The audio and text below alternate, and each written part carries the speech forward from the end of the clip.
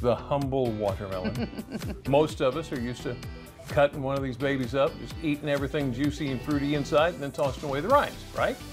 Well, our guest in the Delmarva Life Kitchen this afternoon is here to show us a different way to enjoy our watermelons without wasting a single thing. Yeah, we would like to welcome back Chef Hari Cameron this afternoon. How are you doing? Oh my God, so great to see you guys again. It's so great to see you in person. Thank you. I see you on all these TV shows on Netflix. I think you beat Bobby Flay, well, but you know. It was a good competition. It was really fun to go on there, and I was very proud of the job I did. So yes, it was great. we're very proud of you. Thank you.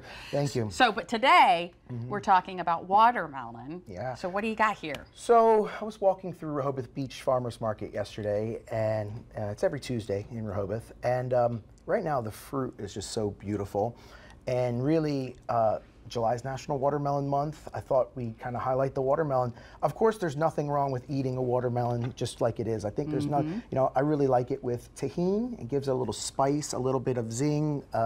It's really nice that way. We can taste that in a moment. Yeah. But my grandmother used to make watermelon pickles that were just delicious, and I thought about the watermelon rind, like what can we do with the watermelon rind? So what we'll do is we'll make some watermelon Pico de Gallo. Oh, okay. Like salsa fresca, it's also called.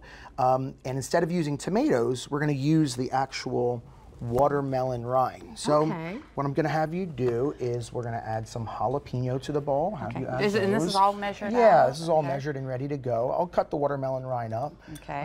And then we'll add some poblano pepper as well. Jimmy's loving this stuff already. And then we'll squeeze these things in there. We'll do that in a moment.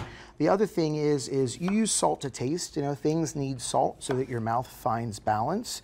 But, you know, sometimes your limes will also be a little bit juicier than others, so it's really 2 limes, but sometimes you might have to add a little bit more and depending on the freshness of the lime. So again, the whole part of the watermelon is edible, and it's really just kind of tenderizing it. So when you're making this watermelon rind Pico de Gallo, you need to make it, let it sit for 30 minutes, and let it kind of marinate and soften and tenderize. So you can just do a rough chop on this. It just needs to be kind of the kind of pieces that fit on a chip when you're eating it like a salsa. And the term Pico de Gallo comes from the bird's beak, the rooster's beak. And it is because they said maybe it resembled bird food, or maybe it was the beaking motion used when you're dipping into the salsa as well. So what we'll do is we'll chop these up really quickly. Yep, we'll get them in the bowl. Knife there. Yeah, you really want to use a sharp knife. If you use a dull knife, you won't get accurate cuts, and it's actually more dangerous.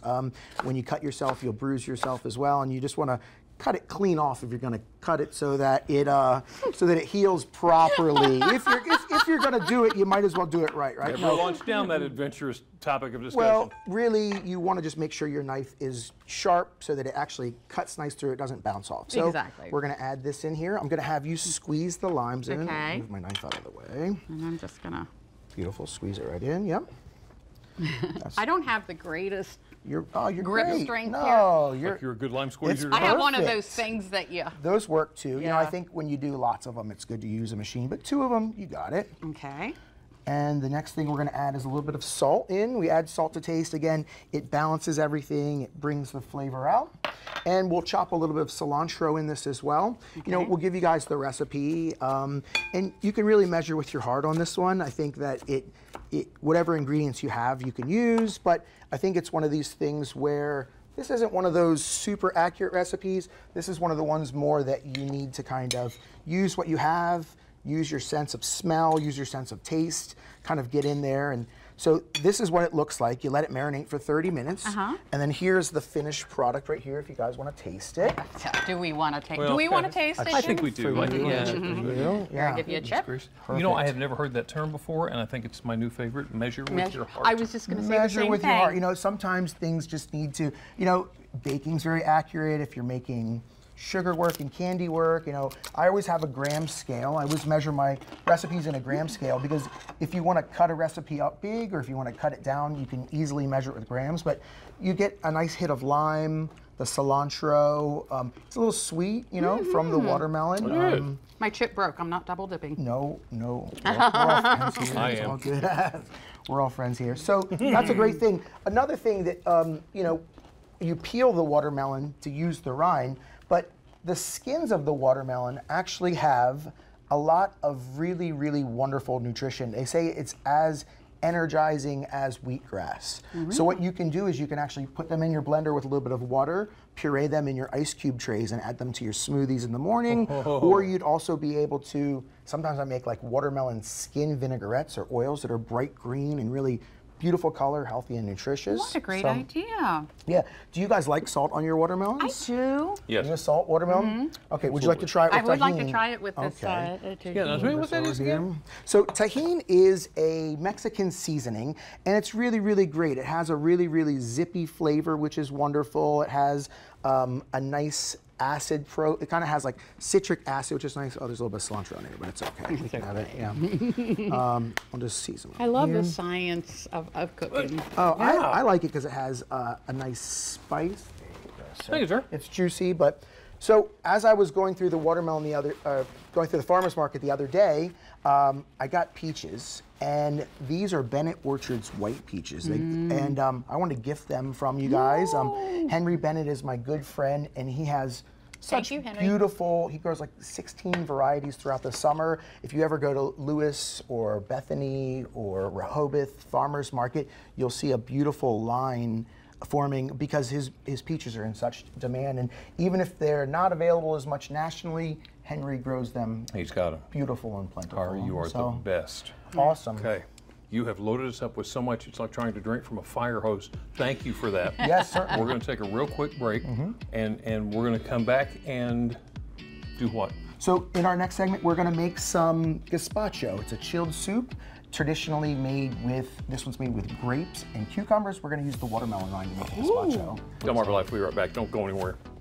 Time to find your rinds because we are back in the Delmarva Life Kitchen with Chef Hari Cameron, owner of Grandpa Mac in Rehoboth Beach, and he's showing us how versatile watermelon rinds are. Yeah, watermelon rinds. We don't, you know, we just usually just throw them away. Toss them. I know. I think that we throw so many ingredients into the waste bin that you can make flavor out of as long as you know how to process it and handle it right. A lot of times I'll take all of my onion skins, my celery peels, my carrots, and I'll dehydrate them, I'll grind them up and mix them with salt and use them to season things. I mean, there's a lot of ways that we can, you know, you paid for it, you might as well make delicious it's food part out of it. the weight. Yeah. All right. So my three boys love watermelon, and one of the ways that they like to eat it is they love it compressed, okay? So this is where we take a vacuum sealer. Not everybody has a vacuum sealer. This is just something I want to show and kind of let you guys taste. This has mead, so this has a little bit of alcohol. It's a honey wine that it's been compressed with, but you can use lime juice or all kinds of different things, and it really takes on this beautiful color. All of the flavor gets sucked into the watermelon, and you can marinate it really, really great. So this is a way just to eat regular watermelon. But Jimmy, what I'm going to have you do in a moment is we're going to make this gazpacho. Do you guys like gazpacho? I do. Yep. A little bit, yeah. Some people are not cold soup likers, and if you're not, you can warm it gently, not too much, because if you warm it too much, then you will. It's super juicy. I'll give you guys napkins. Oh, it's the best. There you go. But if you don't like it, you can warm it slightly. Like we used to do a variation where you put a little bit of crab meat in the gazpacho and we warm it up and serve it with a grilled piece of fish, which is nice as well. But gazpacho is cold soup from Spain. And most people think of tomato gazpacho, but there's another style of gazpacho called ajo blanco, which means white gazpacho or white garlic gazpacho. In this case, we're going to make a gazpacho. Traditionally, this gazpacho would have bread or almonds or hazelnuts in it as well, and you can use those if you like, or you can omit them. The base of this gazpacho, of course, is the watermelon rind.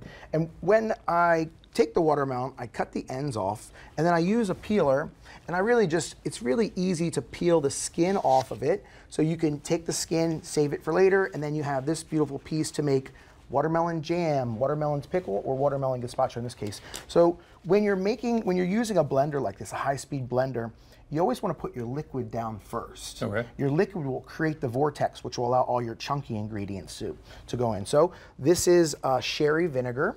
Okay. This is the vinegar of Spain, made from sherry wine.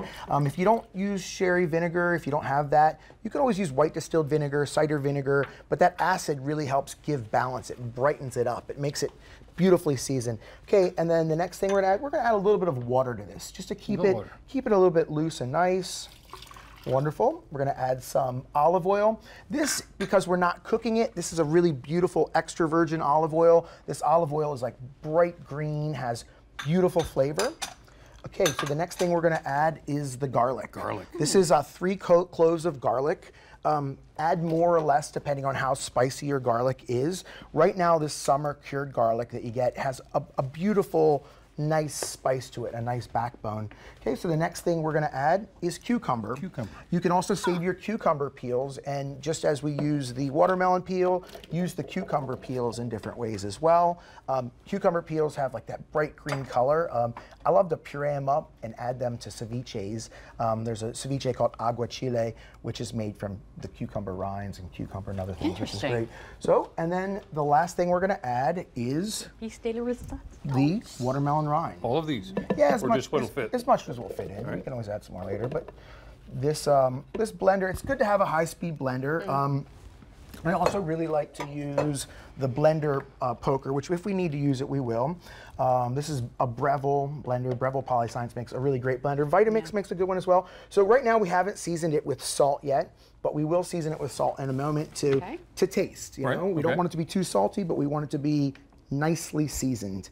So for this one, we're making a puree, so we can go full smoothie with it. You know, you could slowly ramp it up, but we really want to get a really beautiful pureed texture. It's a nice loose soup. So wait 1 second. Stop. The olive oil and the garlic really help to kind of emulsify it. If you make it previously and it starts to separate, you can just whisk it back in and it will re-whisk. So I'm looking at the texture right now, and it looks great. The next thing that I shall do is I'll give it a taste to make sure, you know, before we serve anything to anybody, we always have to taste it. Because if it doesn't taste good to us, it's not going to taste good to anybody else. So we'll give it a good taste. And it's good. The acid's really nice. The acid's a little strong. So one thing is, if your acid's a little tart, to balance that acid, I'm going to add a piece of this compressed watermelon to it. To give it a little bit more sweetness, a little bit of red color. Sometimes you add a little bit more of the watermelon, sometimes you add less of it. So we'll push it on again, hit back in smoothie mode.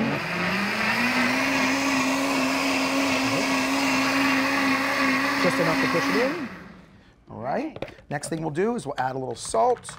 I hate to hurry you along. I hate doing that. Oh, no worries, no worries.